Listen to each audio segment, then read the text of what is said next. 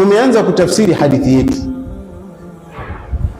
Yule mtu aliingia akauliza, akasema ya Muhammad, Muhammad, akhbirni anil Islam, nielezee kuhusu Islamu, sijui Uislamu.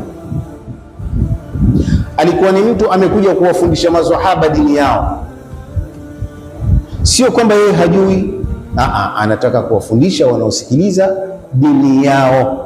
Niambie Uislamu.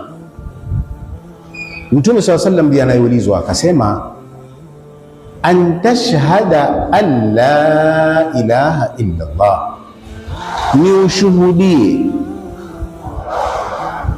ukiri kwa moyo, ubaini kwa ulimi kwamba hapana mola anayepasa kuabudiwa kwa haki isipokuwa Mwenyezi Mungu peke yake. Tukasemaje? Tukasema hili neno ni fupi lakini ndefu mno. Ni kushuhudia au kukiri kwa ulimi, kuzungumza kwa ulimi na kukiri kwa moyo ya kwamba hapana mola anayepasa kuabudiwa kwa haki. Hili neno kwa haki, bihaq, silisahau. Kwa nini? Tukasema ni makosa makubwa useme hapana mola anayepasa kuabudiwa isipokuwa Mwenyezi Mungu, au hapana mola anayeabudiwa isipokuwa Mwenyezi Mungu. Hiyo tafsiri ni makosa. Kwa nini? Kwa sababu kuna miola wengi tu, kuna miola wengi wanaabudiwa hapa duniani.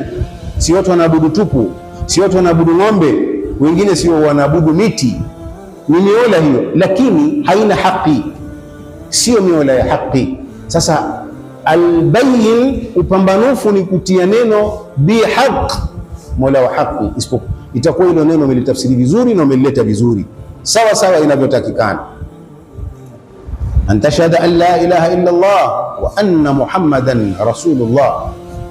Tukamweleza Mwenyezi Mungu kiasi, na bado tutalielezea neno hili, alafu ni ushuhudie, ukiri kwa moyo na kubainisha kwa ulimi wako ya kwamba Muhammad ibn Abdillah ndiye mtume wa Mwenyezi Mungu zama hizi, anayestahiki utume huo.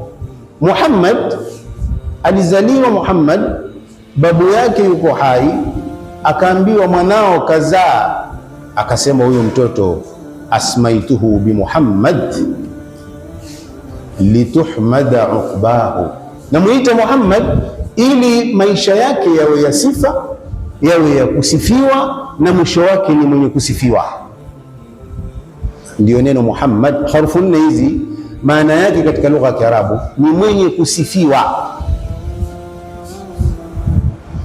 Si mimi Muhammad, wewe si ni Muhammad, maana yake ni mwenye kusifiwa, mwenye kutenda mambo mazuri ambayo yanahimidiwa, yanatakikana. Sheikh, waitwa nani Sheikh? Ramadhani ni mwezi wa Ramadhani, ni huo mwezi wa Ramadhani. Huyu kazaliwa Ramadhani, baba yake akaona huyu mtoto wangu ni Ramadhani, huyu lazima nimwite Ramadhani. Sheikh aitwa nani?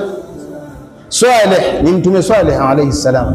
Saleh ni mtu mzuri, min saluha, kitu kimekuwa kizuri.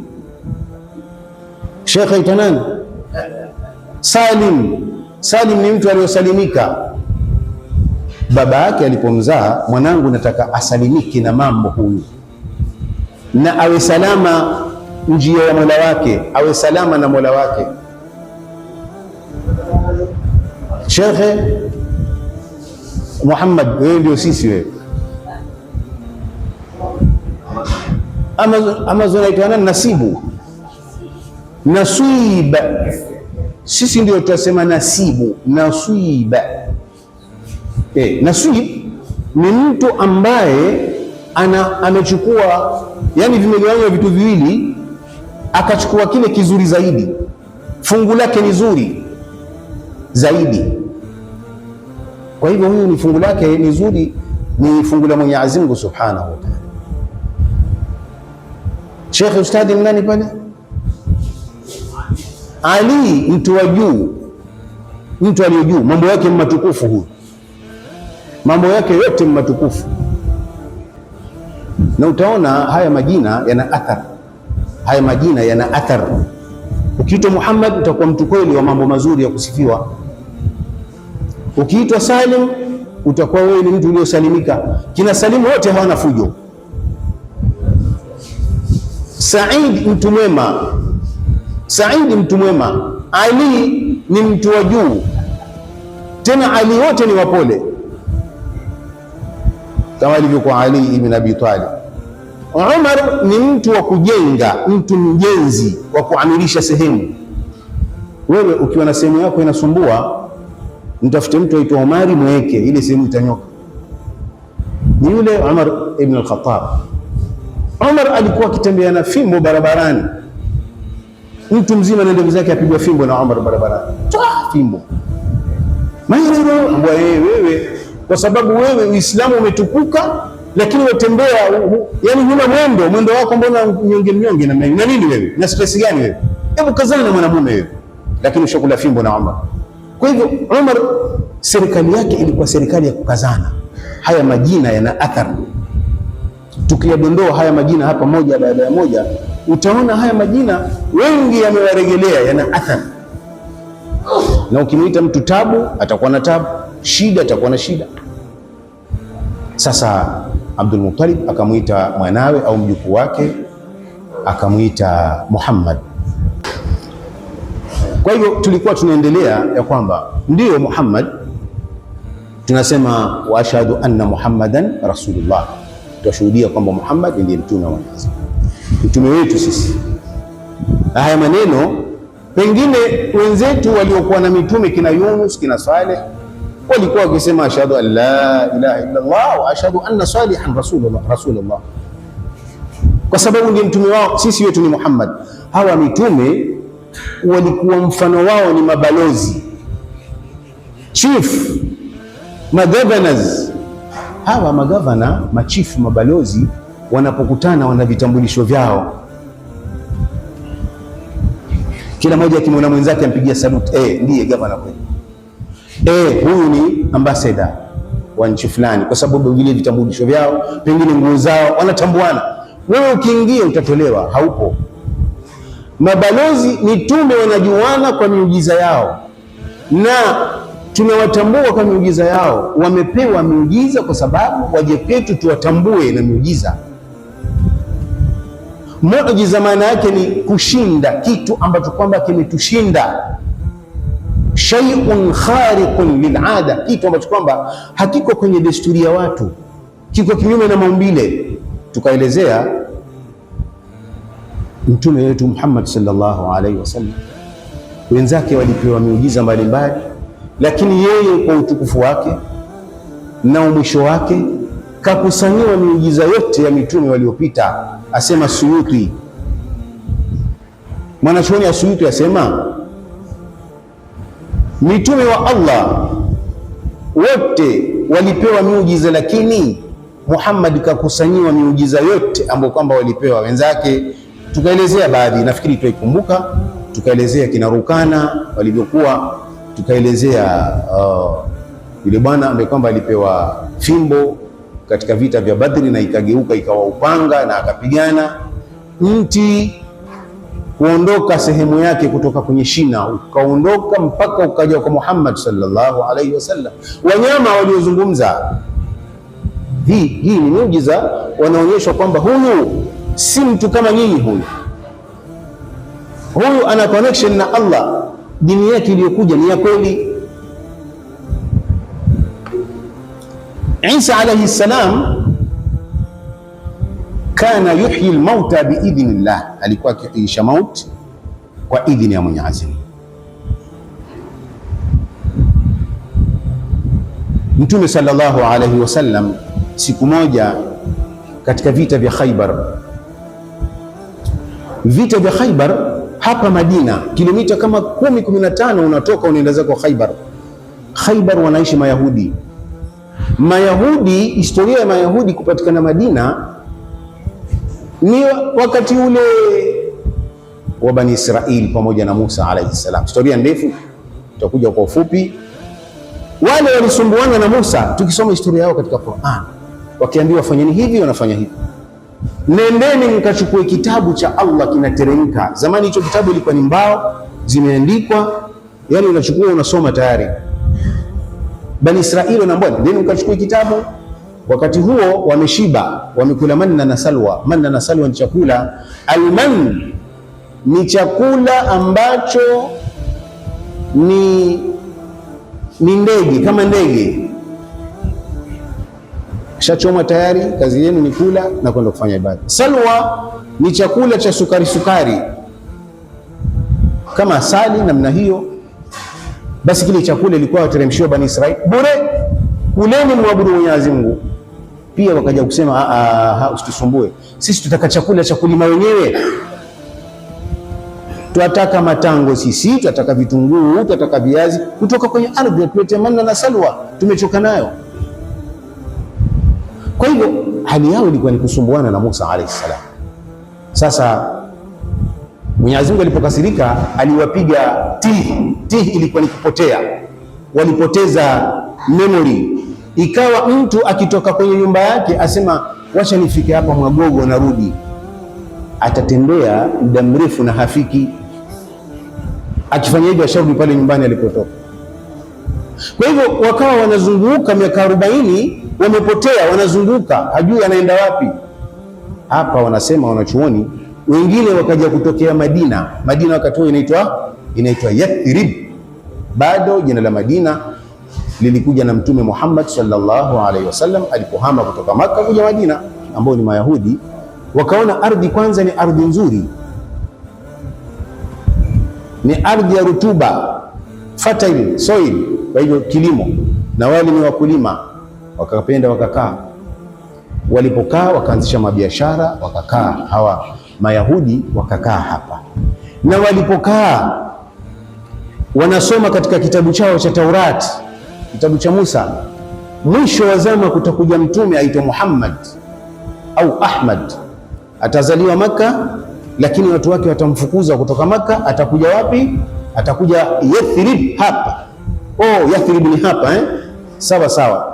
Mayahudi wakasema sisi hatuondoke hapa, kwa sababu twamsubiri huyo mtume wa mwisho aletwe, watu wake wamfukuze, sisi tuchukue championship kwa sababu ya kumpokea.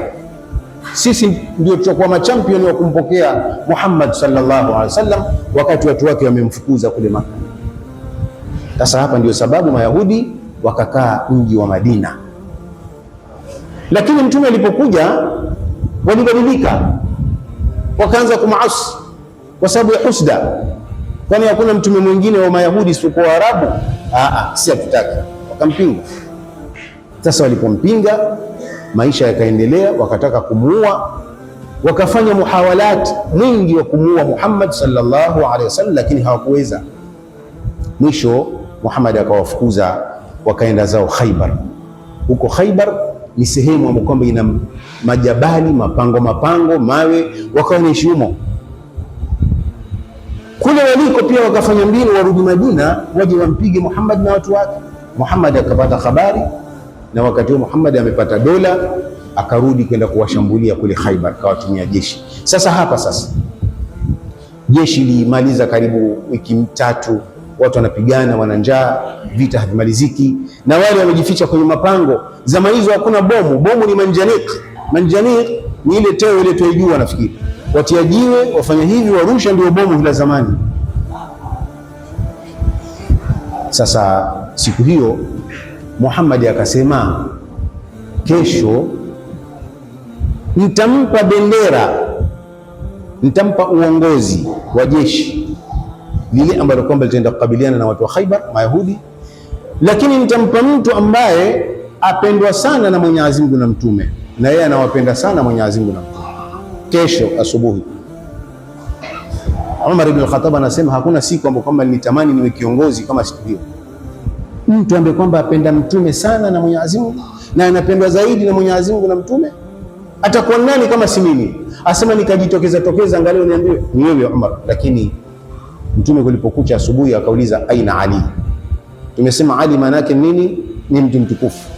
Sheikh Mwanambuzi hapa ni kiongozi kila sehemu. Sheikh Ali, watu wa juu. Asema aina Ali, yuko wapi Ali? Kina Umar wanasema, tukasema ya Rasulullah, Ali ni mgonjwa, yuko Madina huko, au mwamacho. Haya maandamano tunasema mwamacho. Yani wanasema vile kama kwamba achana naye huyo, aumwa hawezi. Akasema hebu mfuateni. Asema Rasulullah hawezi kutembea, haoni. Akasema mleteni. Ali akaletwa ameshikiliwa mikono huku na huku. Alipomwangalia akamsomea, akamtemea mate. Kutemea mate sio kuchukua kozi ukamtemea, ni kusoma alafu ukafanya sio punka la giza, alafu akamwacha.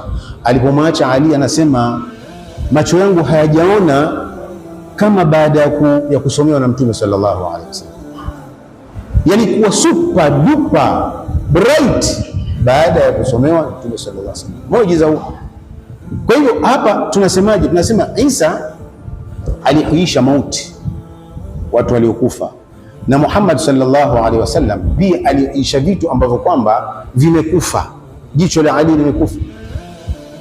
Sahaba mwingine katika vita alitolewa jicho hasa likawa laanguka, akaja kwa Mtume sallallahu alaihi wasallam, jicho langu. Mtume sallallahu alaihi wasallam akalishika akaliregesha pale pale mahala lilipotoka, na mengineyo mengi ambapo kwamba ni muujiza Mtume, huwezi kuimaliza mingi. Lakini leo tutataka kusoma muujiza ambao ni muujiza mkubwa zaidi kuliko muujiza yote, na hii ni muujiza aliyopewa Muhammad sallallahu alaihi wasallam. Muujiza gani huo? Muujizatul Quran al-Karim. Hii Qur'ani ambayo kwamba kwa tafsiri ndio muujiza mkubwa. Kwa nini ni mkubwa?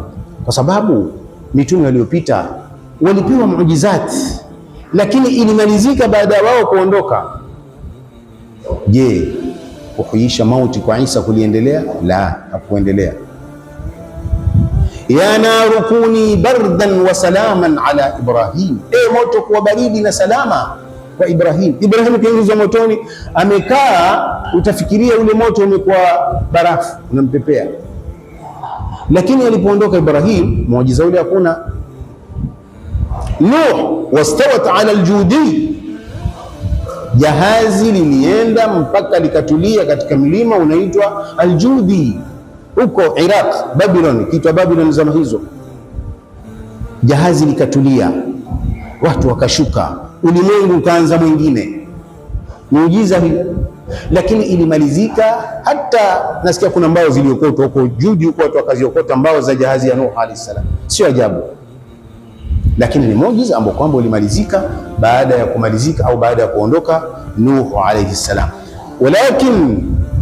Lakini muujizatul Quran, muujiza Quran khalidatun, ni wa milele, ni muujiza wa kuendelea. Huu si muujiza wa leo wala wa jana.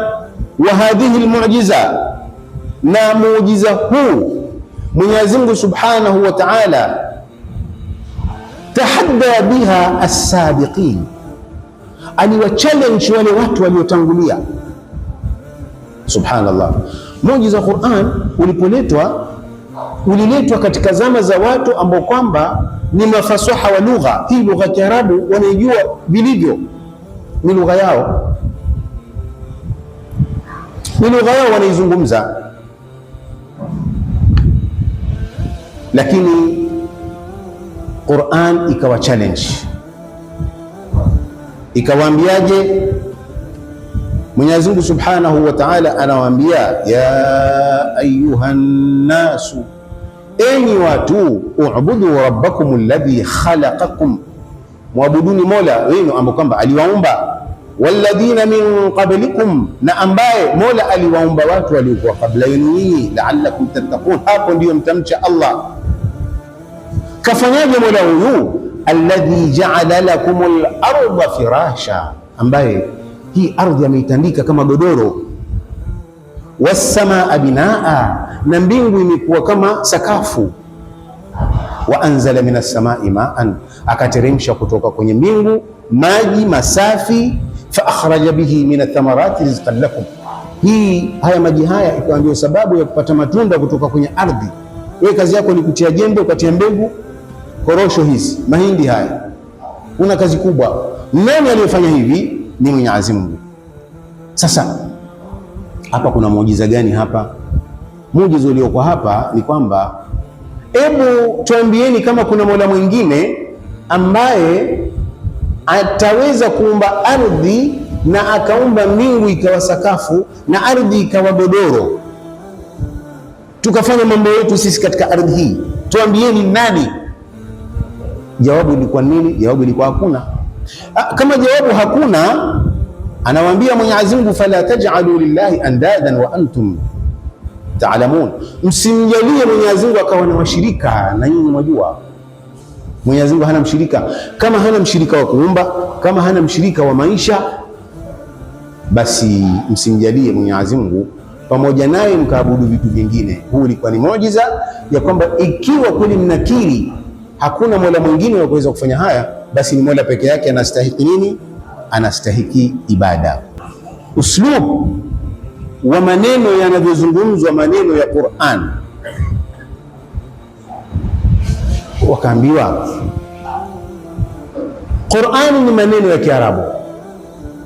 Maneno ya Kiarabu mnayozungumza kila siku. Sura za Qur'an, Mwenyezi Mungu anasema alif lam mim, suratul Baqara hii, alifu lam na mim. Haya, suratu Maryam, kaf ha ya ain swad, kafu he ye ain na swad. Hizi ni harufu ambazo kwamba zinatunga maneno yenu ya kila siku mnayozungumza.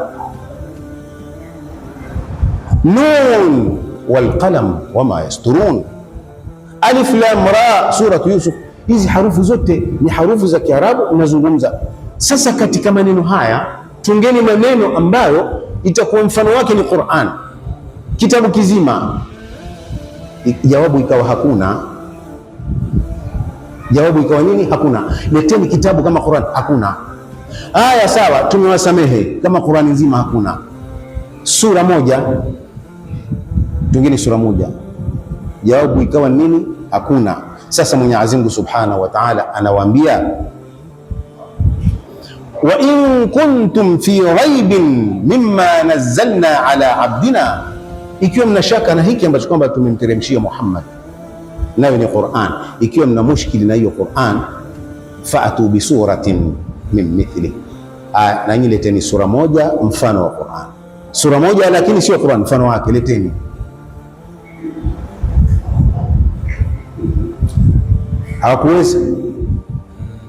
Hawakuweza.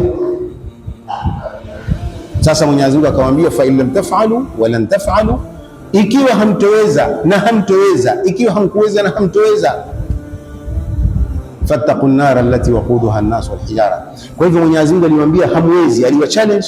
Ikawa sasa ni wao wenyewe wanajibizana kwamba hatuwezi haya maneno sisi. Siku moja kuna bwana mwingine anaitwa Al-Walid ibn al-Mughira.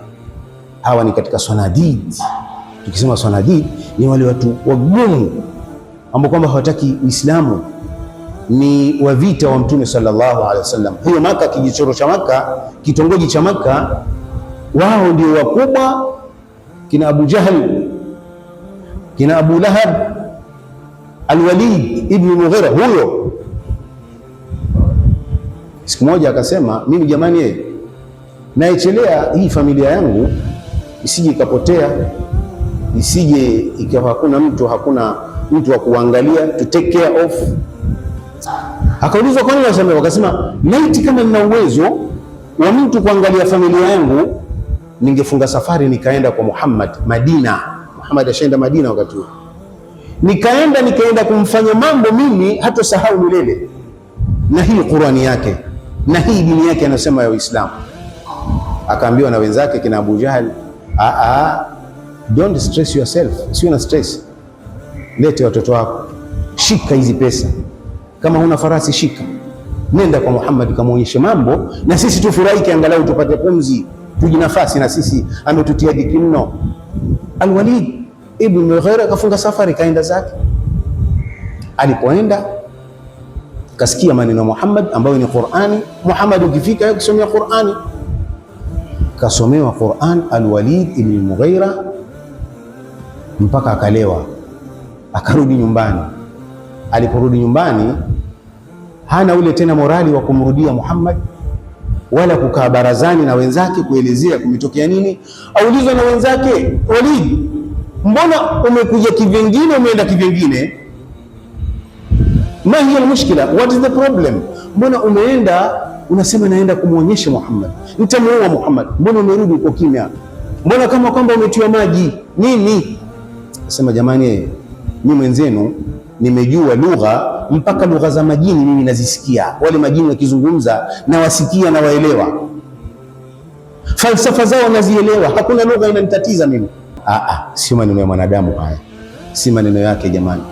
Aulizwa kulikoni, asema wallahi inna liqawlihi alladhi yaqulu halawa, hakika maneno Muhammad yakiyazungumza yana utamu, yana utamu yale maneno.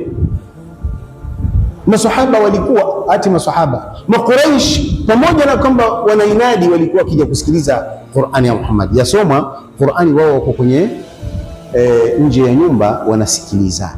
Mkewe Abu Lahab alikuwa akija kusikiliza Qur'an na wengineo, na Qur'ani iliposimama, ilipokatwa Jibril, kuna siku baada ya siku haji na Qur'an, wakamuuliza Muhammad, mbona hatusikii yale maneno yako unayoyasoma? Yani wanatarajia kila siku akija wasikie aya mpya, maneno mapya.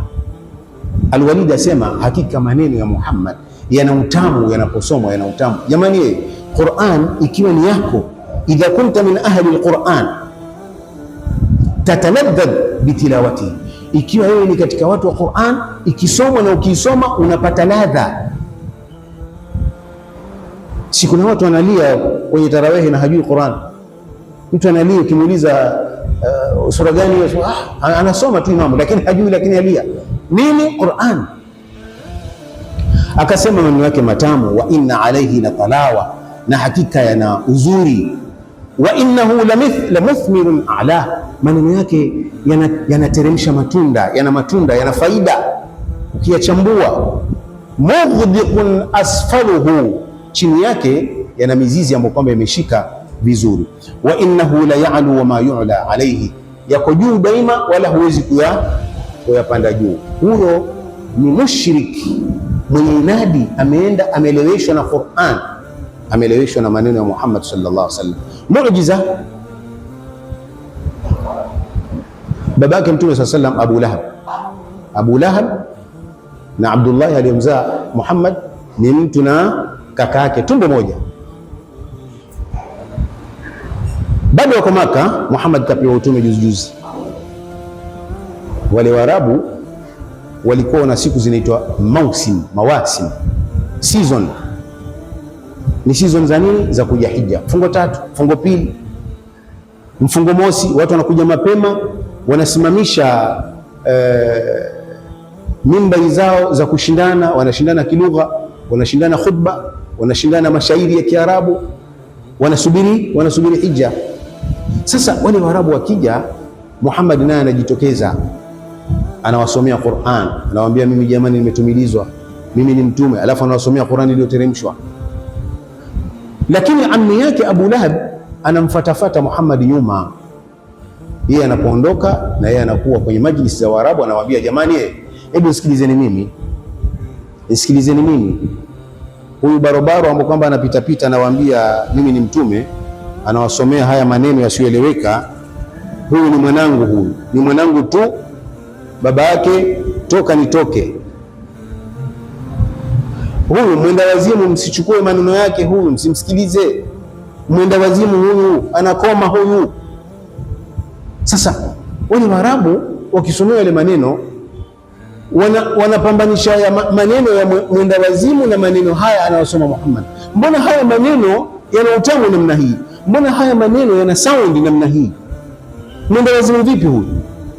Lakini utaona watu walikuwa wanaingia kwenye Uislamu kwa sababu ya Qur'an, na ile kuambiwa kwamba huyu ni mwenda wazimu, kume ndio mwanzo kabisa anazilisha kumfanyia dawa Muhammad sallallahu alaihi wasallam. Wakati huo tumealikwa kwenda kufuturu. Tajiri mwingine tumekaa tusubiri muadhini. Sasa tuulizana, jamani, tende ziko wapi jamani? Wakati uko karibu, tende ziko wapi?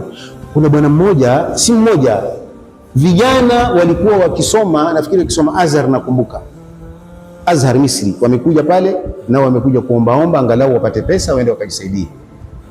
Sisi tuomba tende, wale vijana wakasema acheni siasa zenu hizo za tende bwana, Nani kaambia kufungua na tende ndio sunna? Ambia Mtume alisema saa hizo ni hadithi zimepachikwa, ni siasa za Waarabu kwa sababu ya biashara ya tende hizo tu. Hakuna lolote. Kwani Mwenyezi Mungu hakujua kwamba si hatuna tende kule kwetu? Kwetu ni madafu, kwetu ni nyunzu na fudu na mipera. Mbona hakusema kufungua na mapera ni sunna? Amesema tende. Hizo ni siasa za Waarabu kwa sababu ya kubomu ile biashara yao apate kuipeleka juu. Subhanallah wa ayati. Na ni mambo mpaka sasa yanazungumzwa, si hawa tu. Mwenyezi Mungu akasema nguruwe ni haramu. Waulize madaktari wamepata nini kwenye nguruwe? Kwa nini ni haramu? Kwa nini ng'ombe si haramu? Kwa nini mbuzi si haramu? Kwa nini kuku si haramu? Lakini nguruwe nyama yake ni haramu. Waulize madaktari wamepata kitu gani katika nyama ya nguruwe? Hiyo ndio inaitwa muujiza.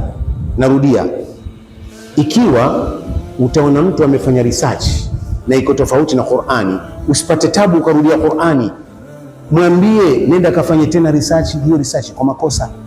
Ikikamilika itaunga mkono Qur'ani kwa sababu Qur'ani ni maneno ya Mungu. Ikiwa hamtoweza kuleta kama Qur'an, walan taf'alu, na hamtoweza, Mwenyezi Mungu asema hamtoweza, mpaka sisi tuambiwa hivyo. Alipotumilizwa Muhammad sallallahu alaihi wasallam, Muhammad alikuwa ni tuhami. Tuhama ni hizi nchi za Hijaz huku Makka, Madina na Jidda, Taif. Hizi ni nchi za upande wa baharini zaitwa Hijaz. Alafu Najd ni upande wa bara kule, Riyadh, Qasim, Buraida, Khamis Mushair. Hizo tauni hizo ziko bara, kuna baridi sana huko. Mtume swalla sallam katumilizwa Hijaz, lakini watu wote kule kukazuka bwana mmoja anaitwa Musailama au Musailimatul Kadhab. Musailama huyu bwana akazuka akasema, huyo mtume huyo Muhammad ibn Abdullah na abakie Hijaz, ni mtume wa Hijaz, wa ana nabiyyu Najd, mimi ni mtume wa Najd. Kwa hivyo kila watu wana mtume wao, mimi na mtume wenu na sisi tuna mtume wetu huku juu, ndiye mimi Musailama. Kaanza propaganda zake za utume na mtume yuko hai. Sasa aliposikia aya hizi, na yeye akasema na mimi pia naweza kuzungumza Qur'an. Haya maneno huwa tuyasema kila mara sisi, kwa sababu ikiwa kuna wajinga zama hizi, wale wajinga wa zama zile ndio walikuwa wajinga zaidi, wakubwa zaidi. Ikiwa kulikuwa na watu wabepari wa inadi, basi zama zile zilipambana na watu mabepari wa inadi. Mimi nafikiria hakuna mtu ambaye kwamba anaweza kutajarra kuwa mjeuri akasema mimi leo naweza nikatunga Qur'ani yangu. Hakuna. Acha sisi tulioko hapa, hata wale ambao kwamba wako kule, si watoto wetu, mtu anaweza kula mgoka, anaweza kuvuta bangi mpaka likamkolea akaanza kusoma Qur'ani. Mimi nisoma madrasa bwana, akaanza kusoma hovyo hovyo, ameelewa. Lakini asoma Qur'ani hiyo. Musailama akasema alfilu malfilu wama adraka malfilu lahu dhanabun wabilu wa khurtumun tawilu. Hiyo sura ukiangalia imefanana sura gani? Alam tara kaifa faala rabbuka bi ashabil fil. Sema na mimi nishatunga Qur'ani yangu. Na lingine alfilu malfilu, ndovu. Unamjua nani ndovu? Wama adraka malfil, ni kipi ambacho kwamba kitakujuza nani ndovu? Lahu dhanabun wabil, ana mkia mgumu. Wa khurtumun tawil, ana pua ndefu. Simbasi. Ilipoteremka surat al-Asr, wal asr innal insana lafi khusr, na yeye akasema na mimi nimeteremshiwa sasa hivi. Alikuwa na rafiki yake aitwa Amr, akasema sikiza nimeteremshiwa yangu kama hiyo, wal asr ya wabar innama anta udhnanin wa sadr.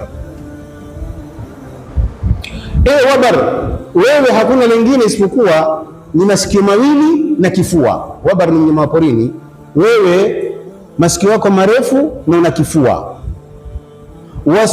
Wasairuka haqqun naqr, na vilivyobakia ni vitu vya kudona na vikaingia mwilini kusaidia. Suratul Asr hiyo. Anamwambia mwenzake, kaifa tara ya Amr, waonaje sura yangu si nzuri hiyo? Kwa hivyo hiyo ni Suratul Asr yake hiyo. Nyingine akasema, ya binta dhifdaini, ewe mtoto wa vyura viwili, mtoto ulipatikana kutokana na vyura viwili walipofanya mapenzi yao. Naqi ma tulqina, safisha unachosafisha. Lal ma'u tukaddirina, wewe huwezi kuchafua maji.